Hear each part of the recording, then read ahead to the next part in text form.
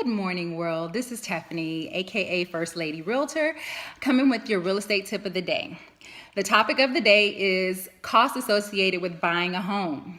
The first thing that we want to talk about, number one fee that is typically associated with purchasing a home is called the option fee.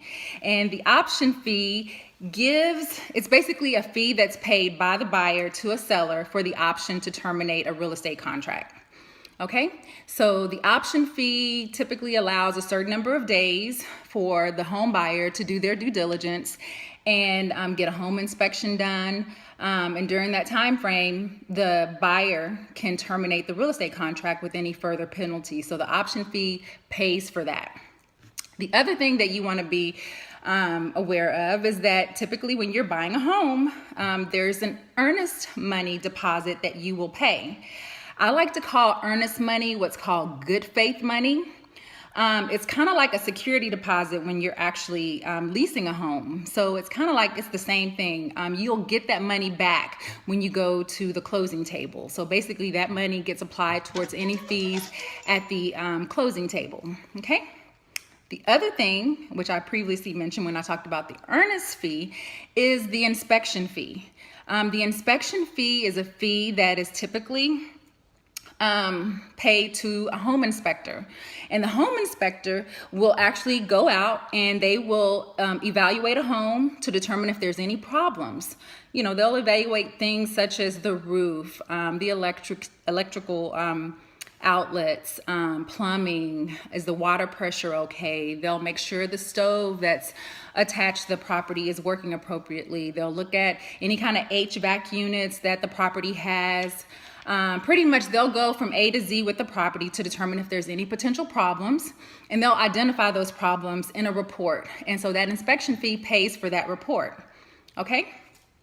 Another thing that most people are usually aware of is the down payment. The down payment, it's a part of the purchase price that's paid towards the house. So you basically paying cash for a portion of the purchase price of the home. And typically that cost is about 3.5% to 5%, depending on the type of loan that you are receiving for that particular property, okay?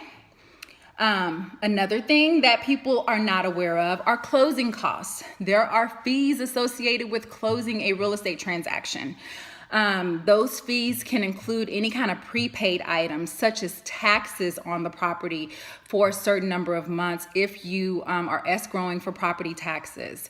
Let's see, there are recording fees, there are attorney fees, there are all kinds of fees, and your realtor can identify those fees that could potentially be associated with your real estate transaction. So depending on the type of loan that you're using, will sometimes have an impact on the closing cost.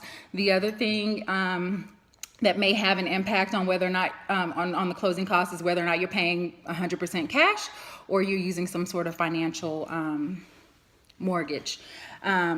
But anyways, those are things that can be identified by your realtor. And one of the things that sometimes you really don't think about is moving expenses.